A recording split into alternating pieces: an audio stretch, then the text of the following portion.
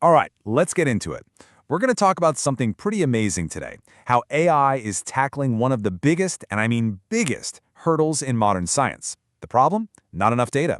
And the solution? Well, it's basically an AI image factory that can create perfect scientific pictures whenever you need them. But first, let me ask you something. What if a simple lack of pictures could actually stop a huge scientific breakthrough in its tracks? I know, it sounds a little weird, right? Like you're on the edge of discovering a new cancer treatment, but you have to hit the brakes because you ran out of photos. Well, it's not hypothetical at all. In the super important field of nanomaterials, this is a real problem happening right now. This shortage of good images is a massive roadblock, and it's seriously slowing things down. And that's the heart of the issue, what we're calling the nanoscale data problem. It's this huge bottleneck, and it's holding back a field that has the potential to, literally change our world. Okay, so here's the deal. Nanomaterials, they're basically the building blocks for all kinds of future tech, in medicine, energy, you name it. To really understand them, scientists need to see them. But here's the catch. Getting high-quality, annotated images of these tiny things is super hard and takes forever. The paper actually calls it a great paucity of data. Fancy words for there just aren't enough pictures. And without those pictures, we can't train the powerful AI we need to speed up the research.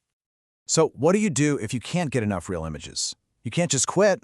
Well, some researchers came up with a pretty brilliant idea. What if you could just make them? What if you could teach an AI to be an image generator? And the tech behind this is something called a Generative Adversarial Network, or just GAN. You've probably heard of it. The core idea is actually pretty cool. It's basically a system where two AIs compete against each other. It's a game, really, where they both push each other to get better. Here's how to think about it. It's a game with two players. Player 1 is the generator. Think of it as an AI artist. Its job is to create fake images of nanoparticles from just a simple outline. Then you've got Player 2, the discriminator. This one's the AI art critic. Its whole purpose is to look at an image and shout fake or real. So the artist creates, the critic judges, and they do this over and over, thousands and thousands of times. Eventually, the artist gets so good that the critic just can't spot the fakes anymore. And that brings us to the star of today's show, F-ANcGAN. This isn't just any GAN. It's a highly specialized version built for one job and one job only: to generate perfect, scientifically accurate images on demand. It's the AI image factory we were talking about. Okay, so how does this thing actually work? What's under the hood that makes it so much better than a regular off-the-shelf AI model? Let's take a look. The thing is, F-ANcGAN isn't just one big idea. It's a bunch of smart innovations all working together. You've got this style unit generator, which is all about getting the structure right and making the textures look real. Then there's something called cycle consistency, which is super clever. It's like the AI checks its own homework by turning the outline into an image and then turning that image back into an outline to see if it matches.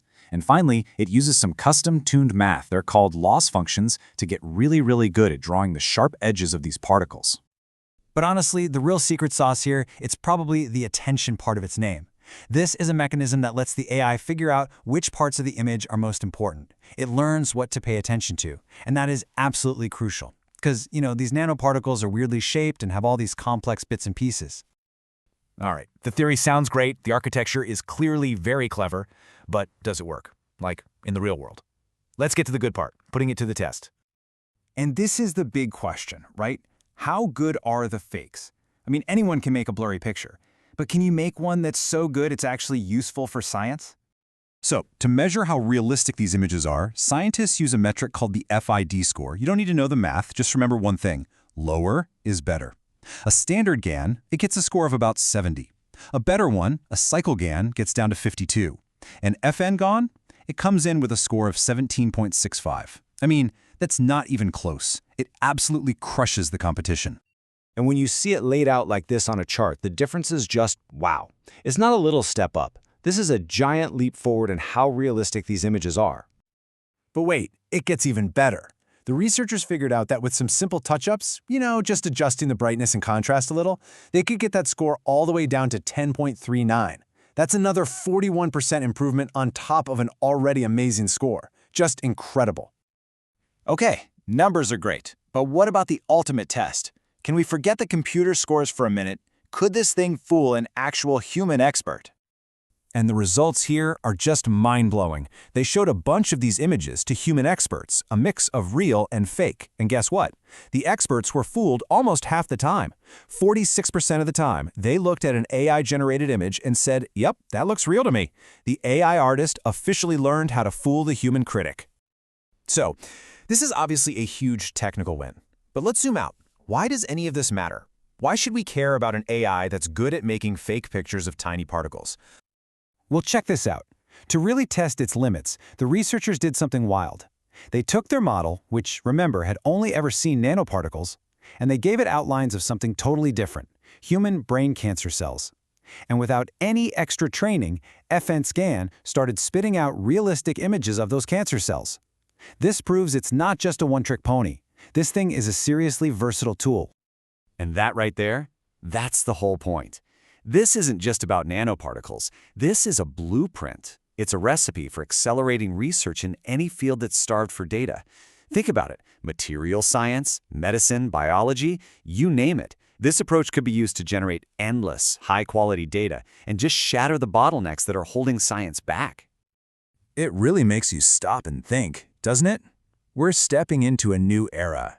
An era where AI can create data so good, it's indistinguishable from the real thing.